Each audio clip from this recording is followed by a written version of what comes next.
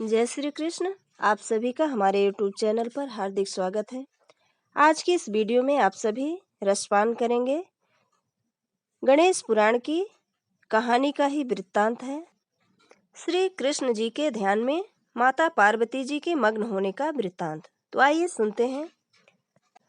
गर्भवती गिरिजा भगवान श्री कृष्ण के ध्यान में मग्न हो गईं। उन्हें उस समय अपने तन मन की सुध न थी। उनकी दृष्टि अंतरिक्ष में उभरे हुए तेज पुंज पर टिकी थी। तभी उन्हें उस अनंत तेज राज के मध्य अद्भुत रूप, लावण्य युक्त अत्यंत मनोहर स्वरूप के दर्शन हुए। मुखमंडल पर अवर्णीय तेज, अधरों पर सरल मुस्कान, हाथ में अमृत की वर्षा करने वाली मुरली, कंठ में मणियों और वन पुष्पों के हार, मस्तक पर स्वर्ण रत्नमय किरीट, कानों में दिव्य कुंडल, विशाल भाल पर तिलक, नील वर्ण देह पर पीतांबर, विभिन्न अंगों में रत्नाभरण, कट में कंचन मेखला, चरणों में क्वणित किंकड़ी और किरीट पर मोर का पंख सुशोभित था। वे भगवान दिव्य रत्न एवं भव्य सिंहासन पर विराजमान थे। उनके पीछे सखाजन चंवर डुला रहे थे। शैल नंदिनी ने उस मनोभावन स्वरूप को देखा तो एकटक देखती ही रह गईं। उनके मन में ये विचार आया कि पुत्र मिले तो इसी रूप के समान सुंदर। उन्होंने सुना, गिरिजे, तुम्हारा व्रत सफल हो गया। तुमने जैसे पुत्र की कामना की है वैसे ही पुत्र प्राप्त होगा। गिरिजा नंदिनी के हर्ष की सीमा न रही। उन्होंने निवेदन किया, प्रभु, आपने व्रत की सफलता स्वरूप अपने समान पुत्र प्राप्ति का वर तो दे दिया, किंतु जो मूल समस्या है उसका तो समाधान नहीं हुआ। हे परमात्म देव, मुझ पर कृपा कीजिए। पार्वती को लगा कि भगवान त्रिभुवन हंसते हुए कह रहे हैं, पार्वती, यह समस्या तो सामयिक है, अस्थायी नहीं है। इसका प्रतिकार तो स्वतः ही हो जाएगा। तुम कोई चिंता ना करो। तुम्हारी जो भी कामनाएं हैं वे सभी पूर्ण हो गईं। निश्चय ही तुम पूर्ण काम हो गई हो, गिरिजानंदिनी।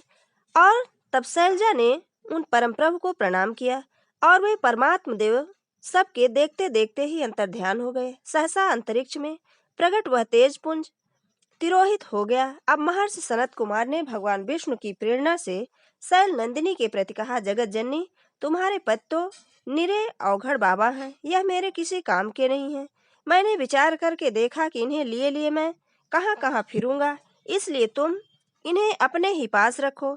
देवी पार्वती की प्रसन्नता की सीमा न थी। उन्होंने पुरोहित से निवेदन किया, विप्रश्रेष्ठ, आप बड़े कृपालु हैं। मैं आपकी महानता को नहीं समझ सकी। अब आप मुझे आज्ञा दीजिए कि इनके बदले में क्या वस्तु प्रदान करूं।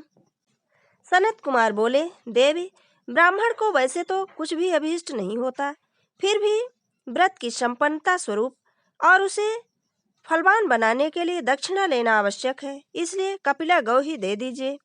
शैल नंदिनी ने सनत कुमार को कपिला गौओं का दान किया और अनेक बहुमूल्य रत्नाभूषण तथा दिव्य वस्तुएं प्रदान की तथा अन्य समस्त ब्राह्मणों, ऋषि मुनियों, बंदी जनों एवं भिक्षुकों आदि को भी अभीष्ट वस्तुएं दी और सुस्वाद पदार्थों से भोजन कराया।